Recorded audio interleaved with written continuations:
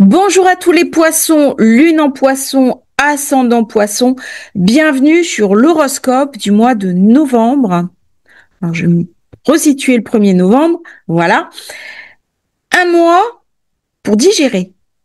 Un mois pour se poser, pour quelque part profiter de ce magnifique triangle, ce magnifique aspect Saturne chez vous qui amène de la créativité, de la solidité, de la concrétude avec Jupiter en signe d'eau et cet amas en Scorpion, signe d'eau également, le Scorpion mis en valeur, donc un mois agréable. Un mois pour se recentrer, un mois pour méditer. C'est vraiment une invitation à prendre du temps pour soi. Vous allez avoir Mars le 4 novembre qui passe dans le Sagittaire, qui va ramener beaucoup d'énergie, beaucoup d'impulsion en avant, la possibilité de mettre en place des nouveaux projets professionnels, des nouvelles ambitions, d'être entendu, d'être écouté. Beaucoup de votre énergie du mois va être centrée sur votre réussite. Chercher un travail, chercher un nouveau travail, créer un travail, vous adapter à la situation environnante.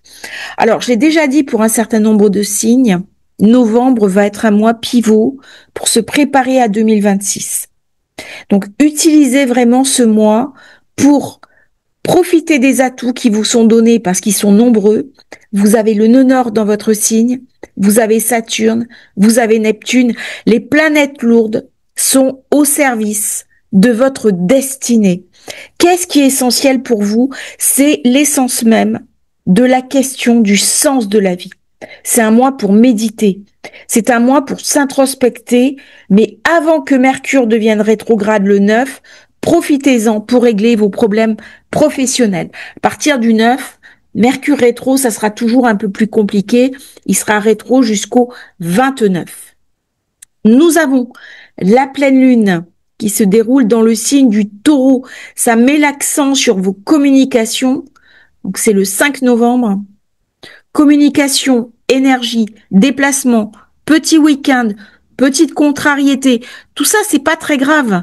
Mais ça amène beaucoup d'énergie, un nouvel éclairage, problème avec un frère, une sœur, un voisin, on règle les soucis. On sera très bon dans la communication pour faire passer son message, sachant que le mois de novembre va être très intense au début. J'ai Mars le 4, le 5, j'ai la pleine lune. Le 6 novembre, j'ai Vénus qui arrive en Scorpion. Très bien pour vous parce que c'est dans la zone 9. On peut tomber amoureux d'un étranger et d'une étrangère, faire un voyage à l'étranger, recevoir un enseignement mystique. Par contre, attention parce que 8 novembre, Uranus, Taureau va amener de la friction dans la maison. Ça va amener de la friction au niveau des échanges. Peut-être que la communication sera un peu plus tendue. Très bon pour les personnes qui sont sur les réseaux sociaux. Par contre, d'une manière générale, c'est un peu plus dynamique. Ça veut dire qu'il faudra faire attention à ce qu'on dit, surtout avec une Vénus carré Jupiter. Du coup, il peut y avoir une crise au niveau affectif, une crise avec ses enfants. Aussi une jolie rencontre. C'est tout à fait possible. Vénus, elle va rapidement rentrer dans la zone 9. Là, je suis le 5 sur la pleine lune. Le 6, ça y est, elle a basculé. Vous voyez comment ça se précipite au niveau des événements. Ça va être très intense le mois de novembre. Les 20 premiers jours, ça va être très, très dynamique. Très dynamique. On va tous être vraiment dans la machine à laver.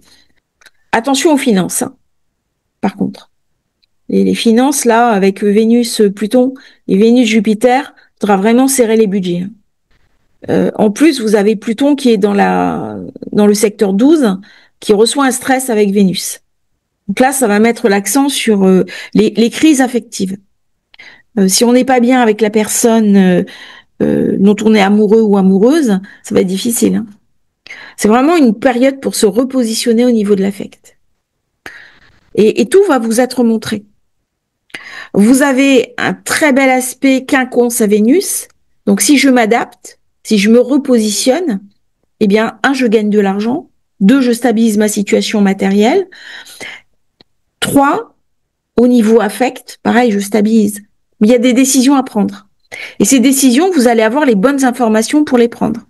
Parce que vous êtes à la pointe du triangle. J'ai un très beau triangle d'eau qui met en avant les émotions, les intuitions. L'intuition, ça sera vraiment votre meilleur guide, votre meilleure aide pour cette période. 8 novembre, Uranus, qui revient en taureau, secteur 3. Si j'ai réussi à m'adapter, je vais profiter de ce magnifique aspect iode. Mais ça va passer par une revisite de mes comportements habituels, de mes méthodes de communication. Si vous travaillez dans le digital, c'est le moment de se repositionner. Si vous êtes commercial, pareil. Si vous êtes enseignant, peut-être c'est la période de faire une formation, un bilan de compétences. Allez chercher cette Vénus qui est dans votre zone 9. Idéal pour la formation, idéal pour suivre un basculement. Il y a un repositionnement à avoir. Parce que là, on est très stressé avec Saturne, Neptune. Le nœud nord, ça ramène beaucoup, beaucoup d'énergie. Vous avez l'impression d'un comeback, comme vous étiez début de cette année. Donc, vous avez l'impression que les choses n'avancent pas. Si elles avancent. C'est important de rester dans la confiance durant cette période. Carte d'après, le 9, j'ai Mercure qui devient rétro. Le 11, Jupiter rétro. Alors là, on peut avoir l'impression de taper dans un mur. Une incompréhension avec ses enfants. Ou alors un déblocage de problèmes avec eux. On peut avoir l'impression que les choses se mettent en suspens. Surtout au niveau professionnel. Autant au début du mois, on a pu briller. Autant à ce moment-là, j'attends une promotion, j'attends un courrier, j'attends une commande. Et ça vient pas. Tout est suspendu. Ça peut être décourageant. Mais restez vraiment centré sur votre intuition. Vous allez trouver les bons passages. Alors, c'est pas la bonne période pour voyager, pour réserver un hôtel. C'est une bonne période pour remettre à plat et pour faire le bilan. Qu'est-ce qui est essentiel pour moi? Et le 19 novembre, là, j'aurai un éclairage parce que Mercure arrive en Scorpion. Donc, pour vous, c'est bien aspecté. Vous avez Vénus en Scorpion, vous avez Soleil qui est en Scorpion et vous avez Mercure. Ça met vraiment l'accent sur l'étranger. Vous voyagez. Alors, j'ai dit que c'était pas une bonne période pour voyager. Mais ça peut être un voyage immobile. Je regarde des films de voyage. Je rêve de voyager. Ça peut être simplement manger dans un restaurant exotique. Apprendre à cuisiner exotique. Apprendre une langue étrangère. Vous voyez, c'est le voyage qu'on appelle le voyage immobile. Le voyage spirituel. Très, très bonne période aussi pour votre spiritualité. Votre ouverture. Novembre, on est sur du 11. L'énergie du 11. C'est une préparation. 2026 va être très intense. En faisant un bilan, le mois de novembre, vous passerez avec succès 2026. Vraiment la question du bilan. Et c'est vous qui avez les clés quelque part avec le Verseau. Le Verseau, c'est l'inconscient du Poisson. On passe de l'ère du Poisson à l'ère du Verseau. Les deux signes sont énormément sollicités. Et il y a des mois, alors, les énergies sont très puissantes. Donc, ça peut ramener de l'anxiété. On ne sait pas où on va. Il faut accepter d'être perdu. Parce que, de toute façon, vous avez un trigone de protection. Vous regardez comment ça se passe. Vous avez un magnifique triangle avec Uranus-Pluton, un magnifique trigone, Jupiter-Soleil. Tout ça, ça protège, ça aide. Donc, intuitivement, vous allez avoir des informations, des directions qui vont vous être montrées. Donc, restez confiants, mois de novembre, même si ça peut sembler difficile. Restez dans l'alignement positif. La nouvelle lune se fait bien entendu dans le signe du Scorpion. J'ai un énorme amas, maison 9. Ça vient me parler de la spiritualité. C'est la période pour travailler sa spiritualité, pour trouver un enseignement, pour apprendre une langue étrangère. On peut rêver d'expatriation même durant cette période. Plus que le voyage touristique. Quand je disais faut pas voyager avec Mercure rétro, c'est le voyage touristique. Le voyage d'expatriation, c'est totalement différent. Comment je vais pouvoir utiliser toutes ces énergies en zone 9? La zone 9, c'est le guide.